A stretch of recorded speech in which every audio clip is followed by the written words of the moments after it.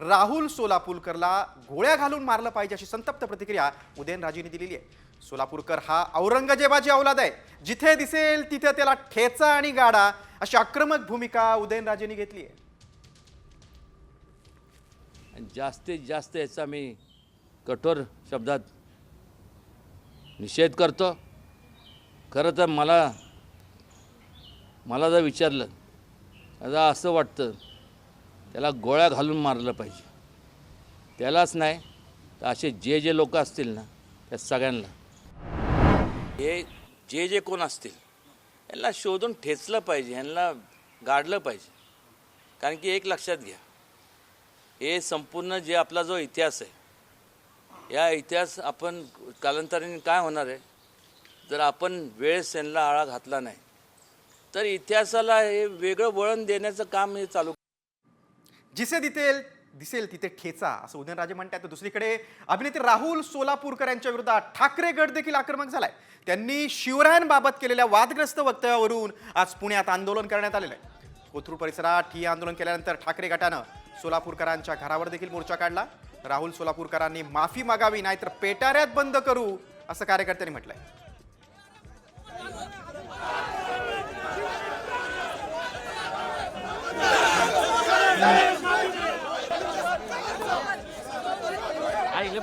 Bite घ्यायला जाऊ नका तुम्ही सांगा. छत्रपती शिवाजी महाराजांबाबत वादग्रस्त वक्तव्य करणाऱ्या अभिनेता राहुल सोलापूरकरांविरोधात खासदार उदयनराजे भोसले यांनी आक्रमक भूमिका घेतली. आपण पाहिलं.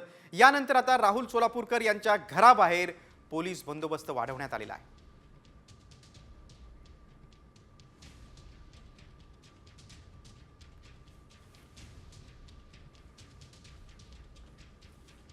आणि या संदर्भात आढावा घेतला आमचे प्रतिनिधी अक्षय बडवे यांनी.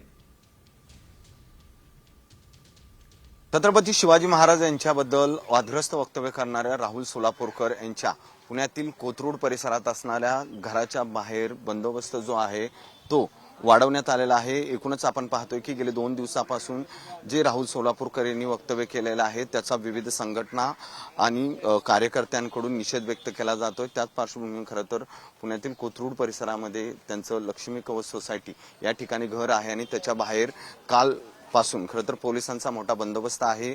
आजही आपण पाहतोय की या ठिकाणी मोठा बंदोबस्त जो आहे तो पोलिसांचा लावण्यात आलेला आहे.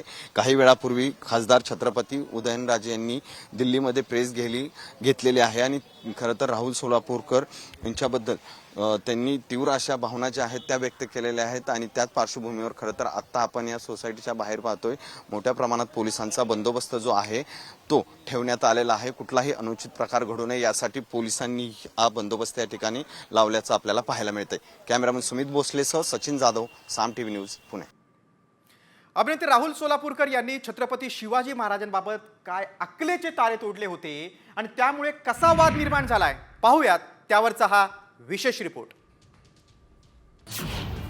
अभिनेते राहुल सोलापूरकर शिवरायांबाबत बरळले.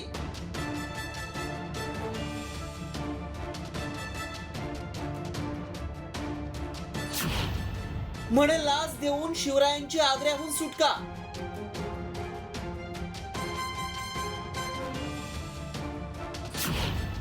सोलापूरकरांच्या विधानानं वाद पेटला.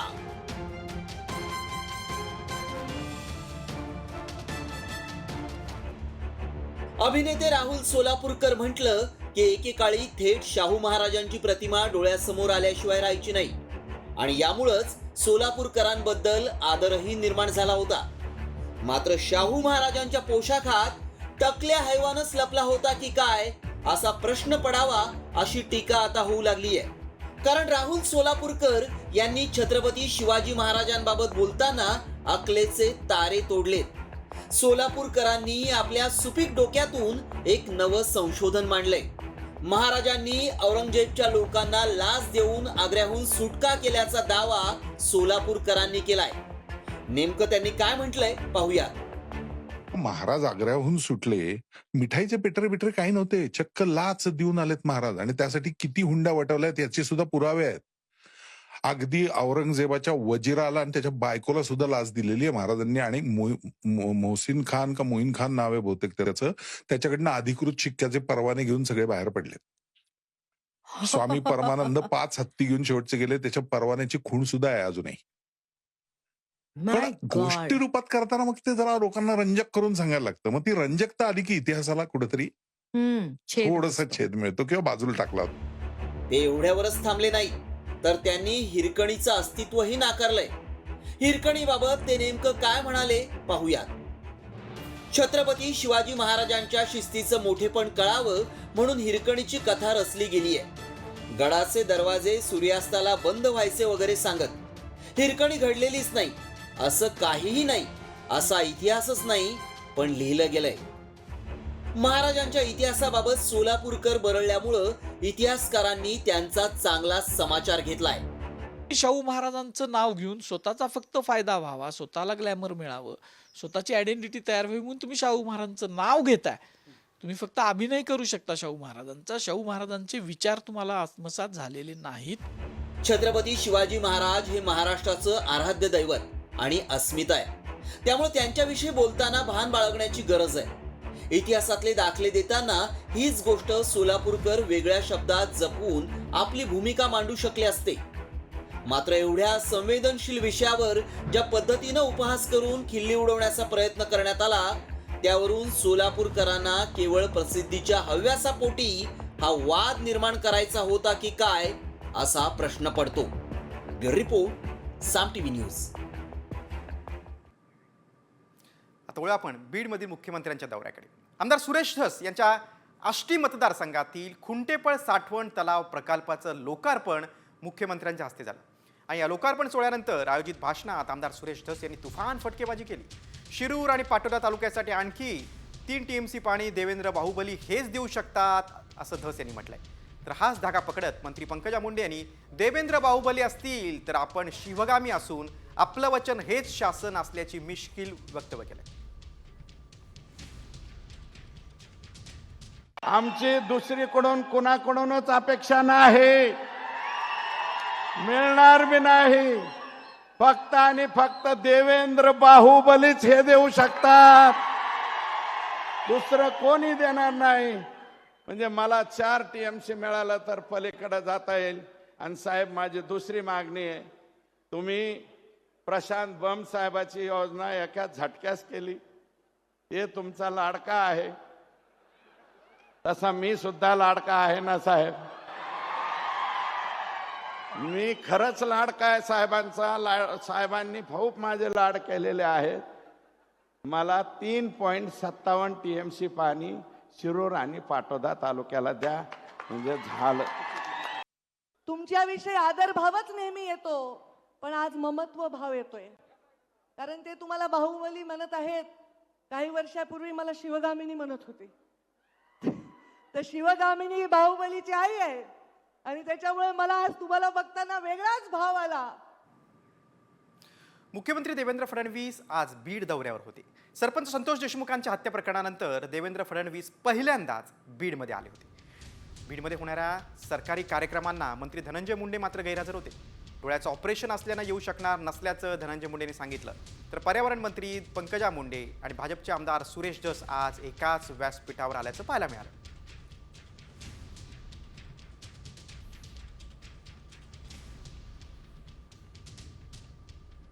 संतोष देशमुख यांच्या हत्येसारख्या घटना कोणत्याही परिस्थितीत खपवून घेतल्या जाणार नाहीत असं मुख्यमंत्र्यांनी म्हटलंय. कोणी असो, प्रत्येकावर कारवाई होईल असं आश्वासन मुख्यमंत्र्यांनी दिलं.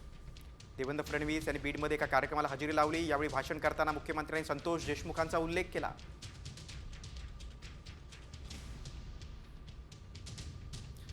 ज्या प्रकरणावर संपूर्ण राज्याचं वातावरण ढवळून निघालेलं आहे त्या प्रकरणावर आज मुख्यमंत्र्यांनी भाष्य केलं. कारण आज मुख्यमंत्री बीड दौऱ्यावर होते, त्यावेळी एका कार्यक्रमात त्यांनी या घटनेवर भाष्य केलं.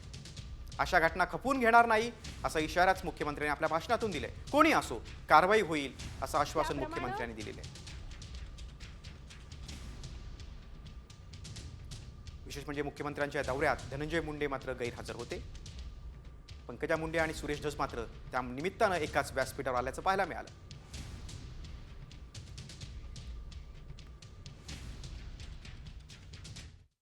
परंतु साहेब, आपण संतोष देशमुखच्या प्रकरणात जी कणखर भूमिका घेतली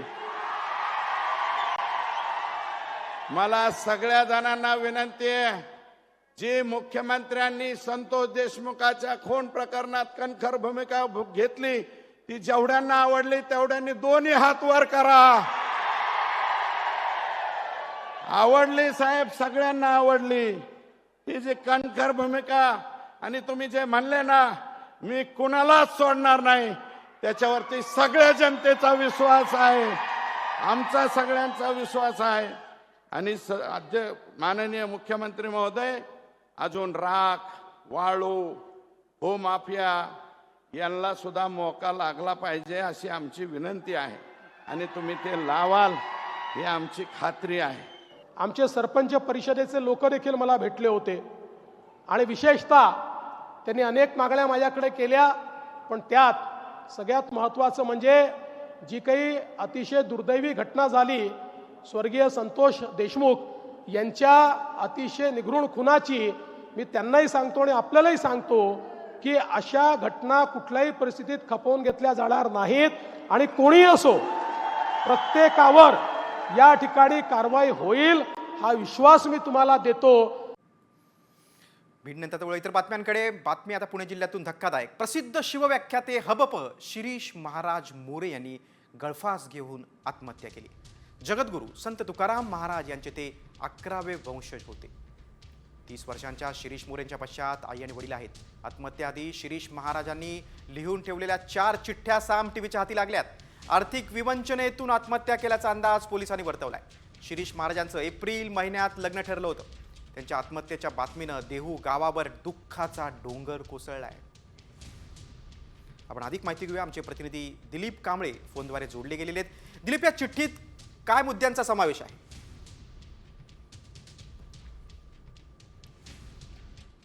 शिरीष महाराज मोरे जे आहे ते तुकाराम महाराजांचे वंशज होते 11वे. त्यांनी आत्महत्या केली.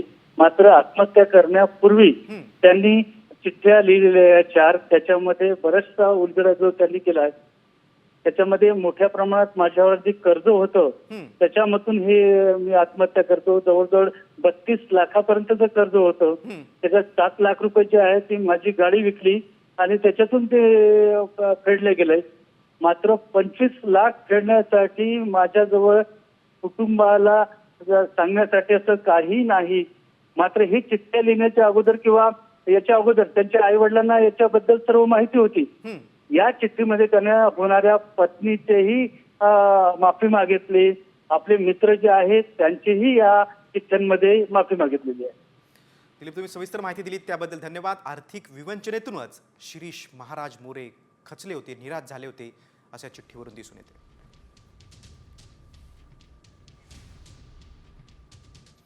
आता पुन्हा एकदा आपण पंकजा मुंडेंच्या विधानाकडे वळूया. बीडमधील कार्यक्रमात पंकजा मुंडेंनी अगदी टायमिंग साधलंय.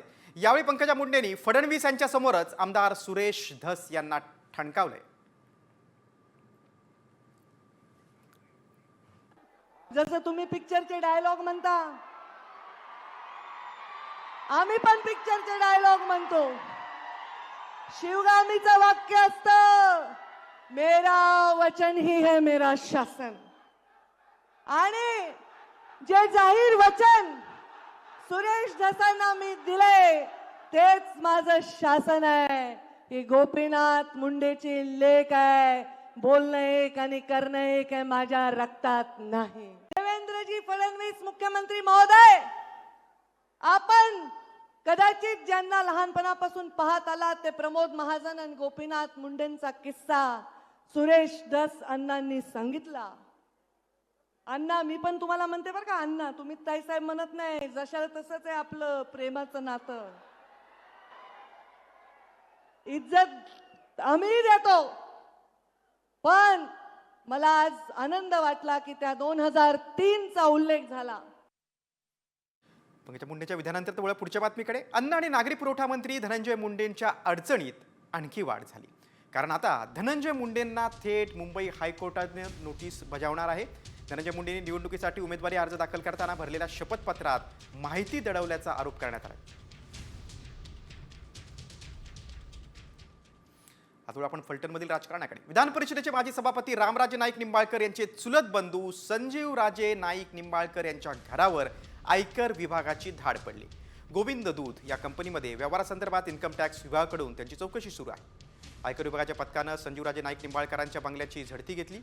पुण्यातील बंगल्यात सकाळी 6 वाजल्यापासूनच आयकर विभागाच्या अधिकाऱ्यांकडून संजीवराजे नाईक निंबाळकरांची चौकशी सुरू होती. बंगल्यामध्ये आत कोणालाही प्रवेश दिला जात नव्हता.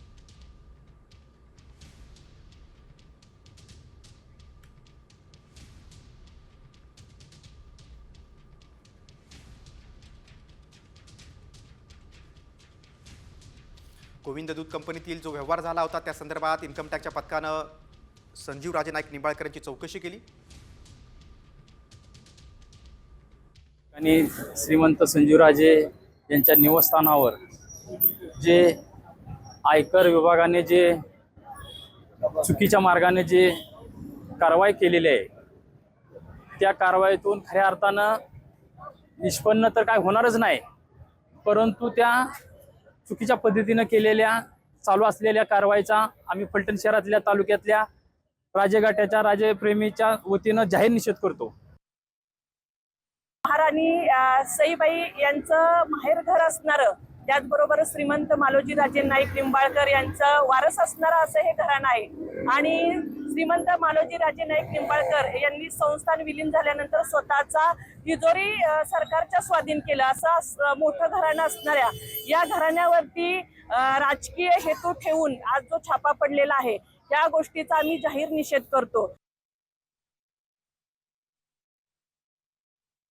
साताऱ्यापाठोपाठ आता पुण्यात सुद्धा निंबाळकर कुटुंबावर आयकर विभागाच्या धाडी ज्या आहेत त्या आज सकाळपासून सुरुवात झालेली आहे. पुण्यातील प्रभात रस्त्यावर असलेल्या बंगल्यात आपण जर पाहिलं तर इन्कम टॅक्स म्हणजेच आयकर विभागाचे अधिकारी जे आहेत ते या ठिकाणी दाखल झालेले आहेत. हा सगळा प्रकार जो आहे तो खरं तर एका दूध संघाशी रिलेटेड असला तरीसुद्धा पुणे असेल, सातारा असेल किंवा इतर शहरात ज्या ठिकाणी निंबाळकरांच्या ज्या मालमत्ता आहेत त्या ठिकाणी आयकर विभागाची आज सकाळी 6 वाजल्यापासूनच जी छापेमारी आहे ती देखील सुरू आहे. कुटुंब जे आहे ते देखील आतमध्ये असल्याची प्राथमिक माहिती आहे. मात्र रघुनाथ राजे जे आहेत ते फलटणमध्ये असल्याची माहिती सध्या सूत्रांनी आपल्याला दिलेली आहे. आपण जर पाहिलं तर मोठा बंगला आहे या ठिकाणी प्रभात रस्त्यावर आणि सकाळपासूनच जो खरं तर हा संपूर्ण प्रकार आहे तो एका दूध संघाशी निगडीत असून जी छापेमारी आहे ती देखील आता आयकर विभागाकडनं सकाळपासूनच सुरू आहे. दोन्ही निवडणुका ज्या लोकसभा होत्या, विधानसभा होत्या त्यावेळेला या संपूर्ण नाईक निंबाळकर कुटुंबाने शरद पवारांची साथ दिली होती आणि त्यानंतर महायुतीच्या विरोधात देखील प्रचार केला होता. त्याच अनुषंगाने खरं तर ही कारवाई आहे का असा देखील छुपा सुरात प्रश्न जो आहे तो राजकीय वर्तुळात आता सुरू झालेला आहे. कॅमेरामन किरण काजेसह अक्षय बडवे, साम टीव्ही न्यूज, पुणे. आता संजय राऊतांच्या टोलेबाजीकडे. वर्षा बंगल्यात राहायला जाण्याच्या मुद्द्यावरून खासदार संजय राऊतांनी जोरदार टोलेबाजी केली. मुलीच्या 10वीच्या परीक्षेनंतर वर्षा बंगल्यावर राहायला जाणार असं मुख्यमंत्री फडणवीस म्हणाले होते. त्यावर आता फडणवीसांची मुलगी बोर्डात येईल असा मिश्किल टोला राऊत यांनी लगावलाय. देवेंद्र फडणवीस अजून वर्षा बंगल्यावर का जात नाही, हा मारुती कांबळेचं काय झालं यासारखा आमचा प्रश्न आहे. इतके महिने झाले मुख्यमंत्रीपदाची शपथ घेऊन, पण मुख्यमंत्री पदाचं जे अधिकृत निवासस्थान महाराष्ट्राचं आहे तेथे अद्याप आमच्या राज्याचे लाडके मुख्यमंत्री देवेंद्रभाऊ फडणवीस हे अद्याप राहायला का जात नाहीत. असं आहे की शिंदेसाहेबांनी वर्षा सोडल्यानंतर त्या ठिकाणी मला जायचं आहे. त्याच्यापूर्वी काही छोटी मोठी कामं तिथे चालू होती. दरम्यानच्या काळामध्ये माझी मुलगी 10व्या वर्गात आहे. 17 तारखेपासून तिची परीक्षा सुरू होते.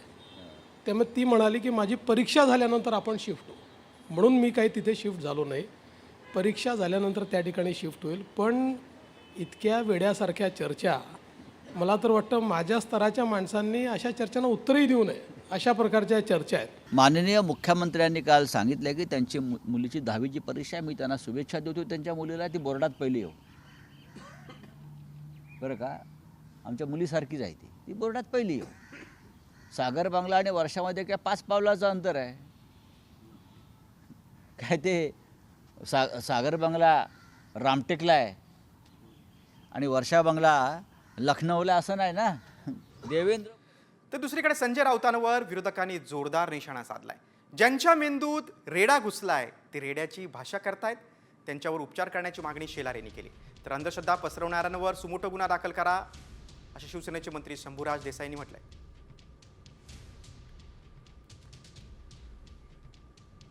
त्यांच्या मेंदूमध्ये रेडा घुसलाय ते रेड्याची भाषा करतात आणि म्हणून संजय राऊत यांच्या मेंदूचं परिरक्षण या नवीन इमारतीतील बाबा हॉस्पिटलमध्ये डॉक्टरांना शक्य असेल तर डॉक्टरांनी करावं. तो रेडा आहे का येडा रेडा आहे काय याची एकदा स्पष्टता येऊ दे. संजय राऊतांचं वक्तव्य कुठल्या संदर्भाने ते वक्तव्य केले ते या सगळ्याची तपासणी करावी. लॉ अँड ज्युडिशरी डिपार्टमेंटचं ओपिनियन घ्यावं आणि सुमोटो होम डिपार्टमेंटनी संजय राऊतांवरती फौजदारी गुन्हा अंधश्रद्धा पसरवल्याबद्दल दाखल करावा हे माझं देखील मत आहे. राजकीय बातम्यानंतर आता कृषी जगतातल्या काही बातम्यांचा आपण वेगवान आढावा घेऊया. ॲग्रोवन टॉप 10 मधून. सिंधुदुर्गमध्ये काजू पिकावर मर रोगाचा प्रादुर्भाव झालाय. फळधारणा होण्याच्या आधीच या पिकाचा मोहर कुजलाय, त्यामुळे शेतकऱ्यांची चिंता वाढली. हवामान बदलाचा परिणाम काजूवर झाल्याचं बघायला मिळतंय.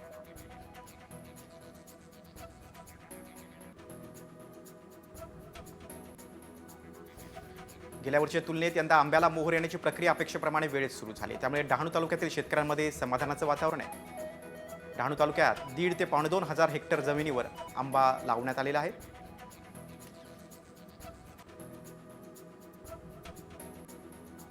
संभाजीनगरमध्ये भाजीपाल्यांचे दर कोसळलेत. भाजीपाल्याची आवक वाढल्यानं हे दर कोसळले. 10 रुपयात 3 मेथीच्या जुड्या तर 2 कोथिंबीरच्या जुड्या मिळतात. तसंच टोमॅटो 10 रुपये किलोला मिळत आहेत, त्यामुळे शेतकऱ्यांना आर्थिक फटका बसतोय.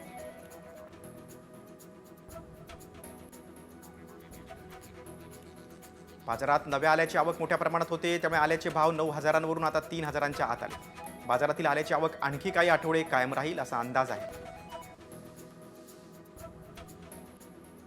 देशातील बाजारात हळदीच्या भावात चढ उतार दिसून येतोय. नव्या हळदीच्या बाजारात आवक वाढल्यानं त्याचा परिणाम दरावर दिसून आलाय. हळदीला सरासरी 11,000 ते 12,000चा भाव मिळतोय. बाजारातील हळदीची आवक आणखी वाढण्याचा अंदाज आहे.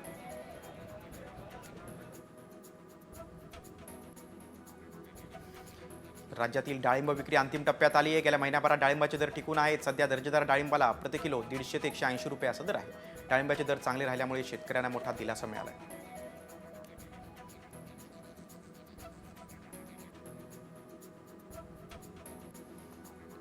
जालना शहरात थंडीची घट होताच पुन्हा एकदा मोसंबीच्या दरात तेजी आली. कृषी उत्पन्न बाजार समितीमध्ये मोसंबीला 12,000 ते 15,000 रुपये क्विंटल दर मिळतोय. मोसंबीची भाव वाढ होत असल्यामुळे शेतकऱ्यांनी समाधान व्यक्त केले.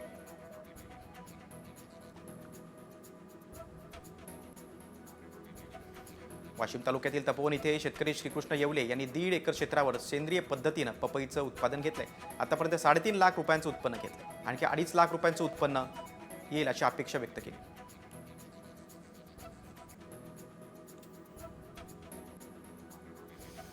नाशिक जिल्ह्यात बदलत्या वातावरणाचा द्राक्ष बागेला फटका बसलाय, त्यामुळे द्राक्षाची प्रतवारी खालावली आहे. लाखोंचा खर्च करून हातातोंडाशी आलेला घास वाया जात असल्यानं शेतकरी अडचणीत सापडले.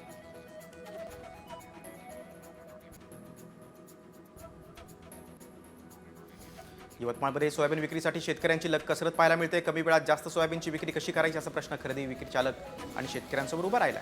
शासनानं परत एकदा पोर्टल सुरू करण्याची मागणी शेतकऱ्यांनी केली.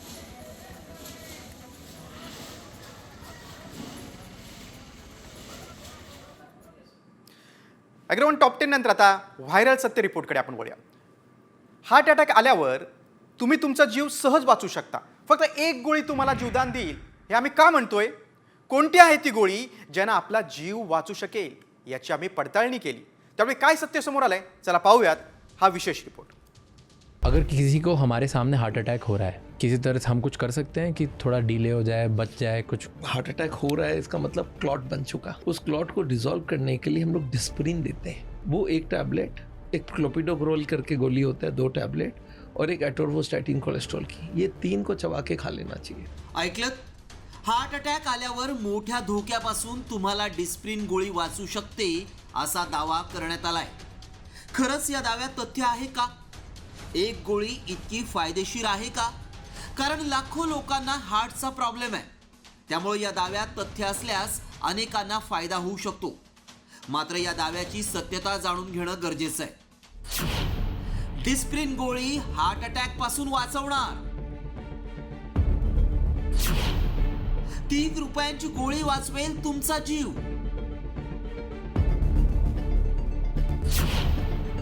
व्हायरल व्हिडिओ मागचं सत्य काय?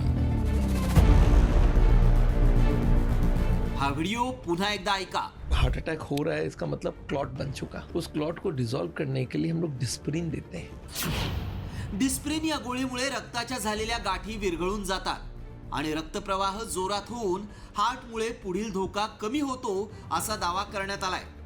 या दाव्यात तथ्य असल्यास अनेकांना फायदा होऊ शकतो, त्यामुळे ही माहिती जाणून घेणं गरजेचं आहे। याबद्दल अधिक माहिती हार्ट स्पेशलिस्ट देऊ शकतात। आमचे प्रतिनिधी एक्सपर्टना भेटले, त्यांना व्हायरल व्हिडिओ दाखवला आणि यामागचं सत्य जाणून घेतलं।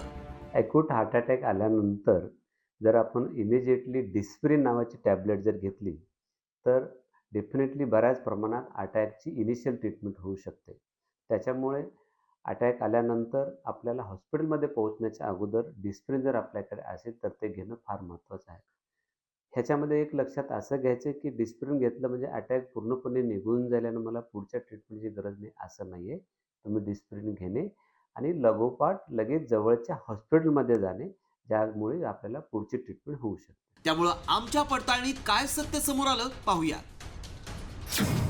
हार्ट अटॅक आल्यावर डिस्प्रिन गोळी घ्यावी।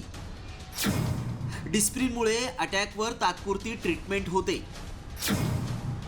डिस्प्रिनमुळे ब्लॉकेजेस काही प्रमाणात कमी होतात। डिस्प्रिन गोळी चावून खाल्ल्यास उपयुक्त ठरते। गोळी खाल्ल्यानंतर तातडीनं उपचार घेणं गरजेचं आहे। डिस्प्रिन टॅबलेट ही 300 मिलीग्रॅम घ्यावी आणि दातानं तोडून जिभेच्या खाली ठेवायची असं डॉक्टरांनी म्हटलंय। त्यामुळं आमच्या पडताळणीत हा दावा सत्य ठरलाय। तसंच ॲस्प्रिन गोळी ही हार्ट अटॅक आल्यावर फायदेशीर ठरू शकते, तरी देखील तुम्ही डॉक्टरांचा सल्ला घ्या।